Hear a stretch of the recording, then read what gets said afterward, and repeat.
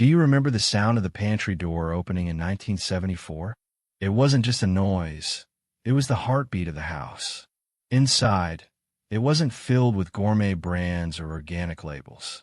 It was stacked shoulder high with cardboard, tin, and survival. We didn't call it poverty food back then. We just called it dinner. And for many of us, those simple, no-frills staples were the only reason we didn't go to bed hungry. Today, we're going to open that door again. We're going to run our fingers over the dented cans and the wax paper sleeves. Because those foods didn't just feed us. They taught us how to make do, how to stretch a dollar until it screamed, and how to find comfort in the simplest things. Let's start with a legend. The orange brick that built a generation. Government cheese. It didn't come in a flashy package with a cartoon mascot. It arrived in a stark, cardboard box that looked like it belonged in a military bunker. Inside was 5 pounds of dense, bright orange pragmatism. It was technically cheese, but it defied the laws of physics. You couldn't slice it straight. The knife would drag and stutter, leaving you with thick, jagged wedges. It didn't melt like cheddar. It slumped into a stubborn, oily puddle that refused to blend. But when it hit a hot skillet between 2 slices of government bread, it tasted like salvation. For millions of families, that block was the difference between a meal and an empty table. It was the star of grilled cheese sandwiches, the binder in casseroles, and the secret ingredient in scrambled eggs. We complained about the texture, sure, but we ate every single crumb because we knew what it meant. It meant we were safe for another week. Then there was the white dust of dread. Powdered milk. If you know, you know. And if you know, you probably just shuddered. It waited in a giant box, promising to be milk, but we knew better. You'd scoop that chalky powder into a plastic pitcher, add water from the tap, and stir until your arm felt like it would fall off. But the lumps? The lumps were eternal. They floated like tiny icebergs of disappointment, refusing to dissolve no matter how hard you prayed. We were told to drink it fast. We were told it tasted just like the real thing, if you got it cold enough. That was a lie. It tasted like wet chalk and sadness. But here's the thing. It worked. It stretched the real milk when the gallon was low. It disappeared into mashed potatoes and pancake batter without a trace. It was the silent partner in every budget meal, doing its job without glory. We hated it then. But looking back, we have to respect it. It got the calcium in us when the dairy aisle was out of reach. And speaking of shelf-stable miracles, who could forget the distinct sound of a key turning on a metal tin, the hiss of the vacuum seal breaking, the slide of the gelatinous brick hitting the plate? Spam, the Swiss Army knife of the working-class kitchen. To the uninitiated, it was a mystery. To us, it was protein on demand. You could slice it thin and fry it until the edges curled and crisped like bacon. You could cube into mac and cheese. You could slap a slab between white bread with a smear of mustard and call it a feast. It was salty, it was greasy, and it was undeniably processed. But it was there. It didn't need a refrigerator. It didn't need a butcher. It just needed a can opener and an appetite. It was the meat that waited for us, loyal and ready, whenever the paycheck ran out before the month did. Walk down the cereal aisle, but don't look at the eye-level shelves. Look down, way down, to the bottom rack where the giant bags lived. The malto meal bags. The generic puffs and rings that had no mascots, no prizes, and no shame. They were the almost cereals. Fruity rings that were almost Fruit Loops, but tasted slightly more like lemon polish. Cocoa balls that were almost puffs, but turned the milk a suspicious shade of gray. The bags were enormous, pillow-sized sacks that took up half the pantry. They didn't have a Ziploc seal. You had to roll the top down and clip it with clothespin. By the time you got to the bottom of the bag, the last bowl was mostly sugar dust and crushed fragments. But we didn't care. It was sweet, it was crunchy, and it was ours. While other kids were fishing for a plastic toy in a box of Captain Crunch, we were pouring a mountain of happy shapes and watching Saturday morning cartoons just the same. Bread didn't come from a bakery for us. It came from the outlet store, the day-old shop. Do you remember the smell? That overwhelming scent of yeast and sugar that hit you the moment the automatic doors slid open. It was a treasure hunt. Rows of metal racks stacked with loaves that were perfectly fine, just expired. Maybe a bun was squashed. Maybe a label was crooked. Maybe it was just Tuesday's bread on a Wednesday. But for $1, you could walk out with 5 loaves. You'd fill the freezer until it wouldn't close. Honey wheat, potato bread, hamburger buns that were slightly misshapen but tasted just as good under a sloppy Joe. At home, the heels became French toast. The dry slices became stuffing. And the really stale stuff? That became bread, pudding, or croutons. Nothing was wasted. Buying bread full price at the grocery store felt like a sin when you knew the outlet store was just across town. Then there was the dinner that defined a decade. The blue box. Macaroni and cheese. Price tag, 19 cents. Cooking time, 7 minutes. Satisfaction, infinite. It was neon orange culinary alchemy. You boiled the little elbow noodles, drained the water, and then added the magic powder. If you had milk and butter, you were living like royalty. If you didn't, you used water and a little margarine, and you stirred until you convinced yourself it was creamy. It wasn't just a side dish for us. It was the main event. Maybe you sliced up hot dogs and threw them in for protein. Maybe you crumbled a little tuna on top. But mostly, it was just a bowl of hot, salty, cheesy comfort. We scraped the pot clean. We fought over the spoon. And even now, decades later, with all the gourmet artisan pastas in the world, nothing hits quite like that radioactive orange powder. For lunch, we had the tiny titans of the pantry. Vienna sausages, pronounced Vienna by anyone who actually ate them. You'd pull the ring top, and there they were. 7 little pale pink soldiers standing at attention in a bath of clear jelly. The texture was unique, soft, mushy, barely requiring teeth. They tasted of salt and smoke and mystery. We ate them right out of the can, standing in the kitchen. We sliced them onto crackers. We put them on white bread with mustard. They were the ultimate convenience food. Pocket-sized protein that could survive a nuclear winter. They weren't pretty, and they definitely weren't healthy. But when you were a kid running around outside all day, a can of Vienna sausages felt like a feast. And when Mom was too tired to cook, or when she picked up an extra shift, it was aluminum tray night. TV dinners. The ultimate solo dining experience. You'd peel back the foil corner to let the brownie breathe. Don't forget that step, or you'd end up with a soggy dessert. You'd slide the tray into the oven and wait for the smell of Salisbury steak and dehydrated onions to fill the kitchen. The potatoes were instant. The corn was watery. The meat was a perfectly uniform oval of questionable origin. But eating it on a folding tray in front of the television, watching the Brady Bunch or Sanford and Son while sawing through your steak, it felt sophisticated. It felt modern. It was your own little compartmentalized meal, no sharing required. And that brownie in the top corner, molten lava on the edges, frozen solid in the middle, and absolutely delicious. But not everything was a treat. Some things were a struggle, like Genera peanut butter. The jar didn't have a name, just a white label that said peanut butter in bold black letters. You opened it, and it looked like a science experiment. A layer of oil floating on top of a concrete slab of peanut paste. You had to have forearms like Popeye to stir it. The oil would slosh over the sides, making a mess on the counter. The knife would bend under the pressure. And when you finally got it mixed, it was thick, sticky, dry. It glued your mouth shut for hours.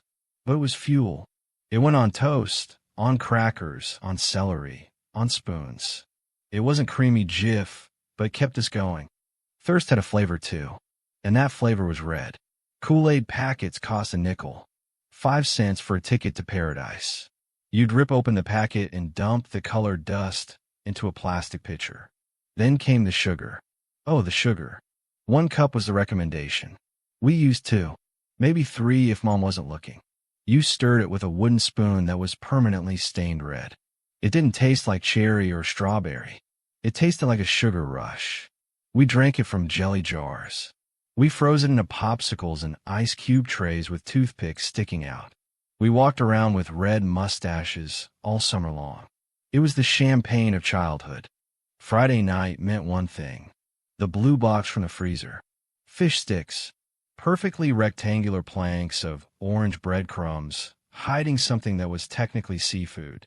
They sizzled on the baking sheet, filling the house with the smell of hot oil. We didn't care what kind of fish it was. Cod, pollock, minnow.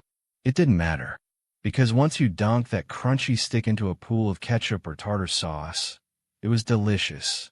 They were crunchy on the outside, steaming on the inside, and impossible to stop eating. Paired with instant mashed potatoes and canned peas, that was fine dining. And we can't forget the chef. Chef Boyardee. The man, the myth, the mustache. A can of ravioli was like a hug from an Italian grandmother you never had.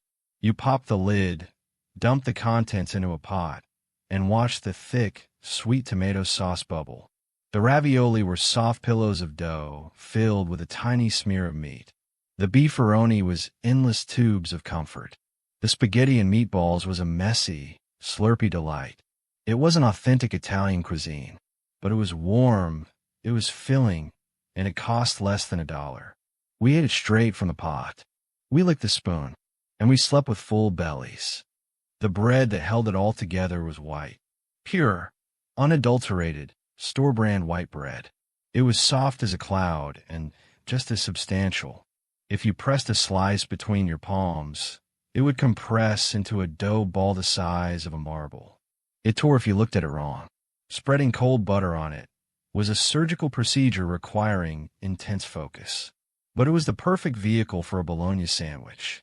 It made the best grilled cheese, crisping up to a golden brown that shattered when you bit it. It absorbed the grease from a burger. It soaked up the last bit of gravy on the plate. It wasn't nutrition. It was filler. But it was our filler. Side dishes were a study in dehydration. Instant mashed potatoes. Potato flakes. They look like fish food in the box. But add boiling water and a splash of milk, and they fluffed up into white peaks of starch. They were smooth. Too smooth. Unnaturally smooth.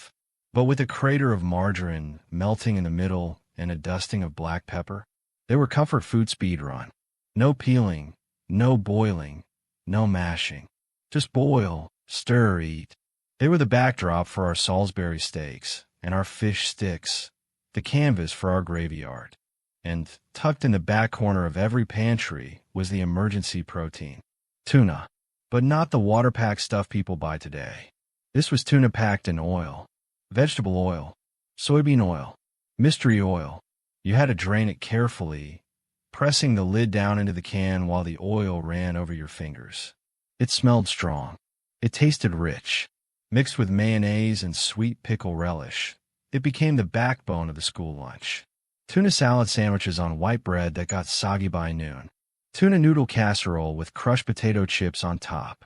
Tuna melts with a slice of government cheese. It was the taste of making do. We learned to love the ends. The ends and pieces. At the deli counter, you could ask for the scraps. The uneven slices of bologna. The miscut ends of the hot dogs. The bits of salami that were too small to sell at full price. They were sold in a bag for pennies on the pound. We took them home and chopped them up, fried them with onions, scrambled them into eggs. It was a meat medley of savory, salty goodness. We didn't care that they weren't perfect slices. They tasted exactly the same. Actually, they tasted better, because they tasted like a bargain. Then, the new kid on the block arrived. Ramen. Oodles of noodles. 5 packs for $1. 10 packs if there was a sale. A dried brick of curly noodles and a silver packet of flavor. Beef. Chicken. Oriental. You boiled the water, dropped in a brick, and 3 minutes later, you had soup. It was salty enough to preserve a mummy, but it was hot and filling. We ate it for lunch. We ate it for after-school snacks.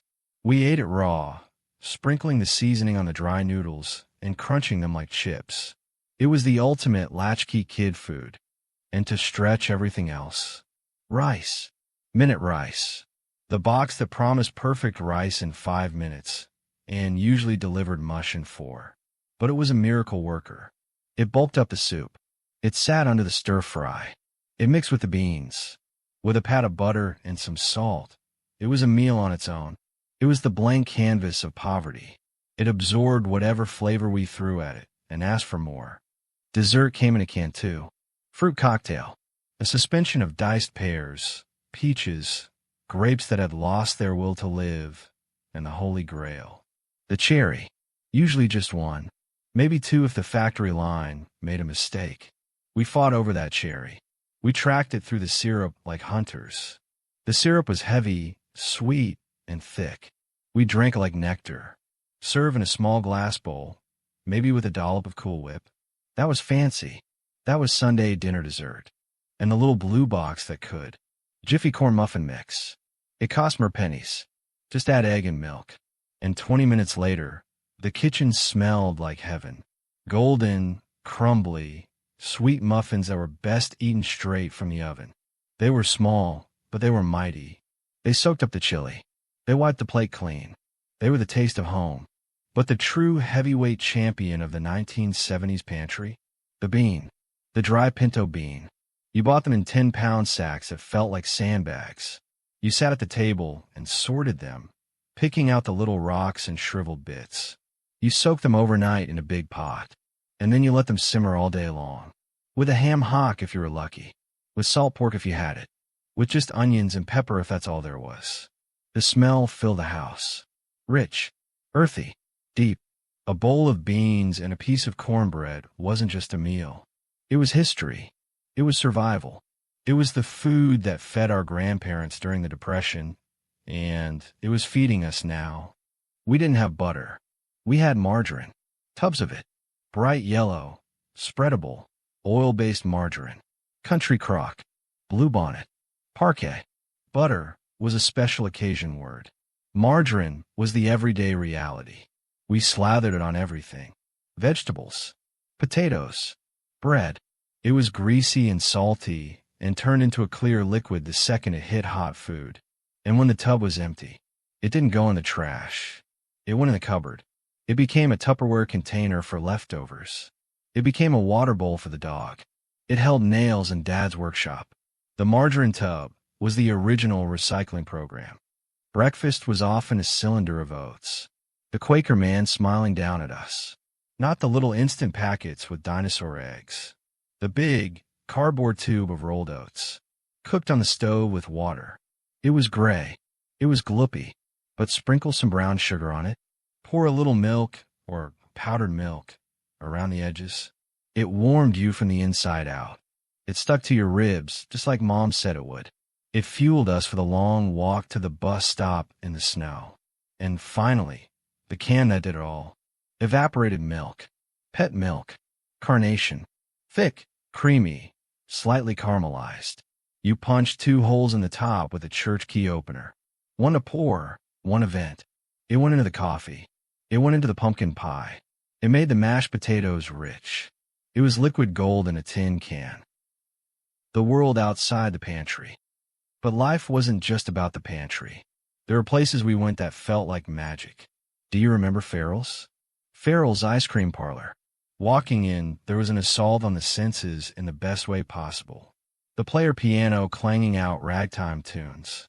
Waiters in pinstripe vests and cane hats running, literally running, through the aisles. And then, the siren, the drums, the announcement. Ladies and gentlemen, we have a zoo. And out it came. The zoo.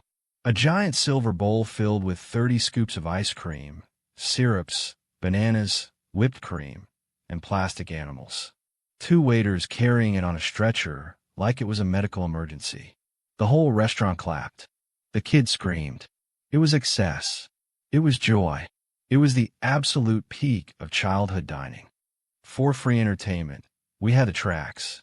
The local train tracks. No safety fences. No warning signs.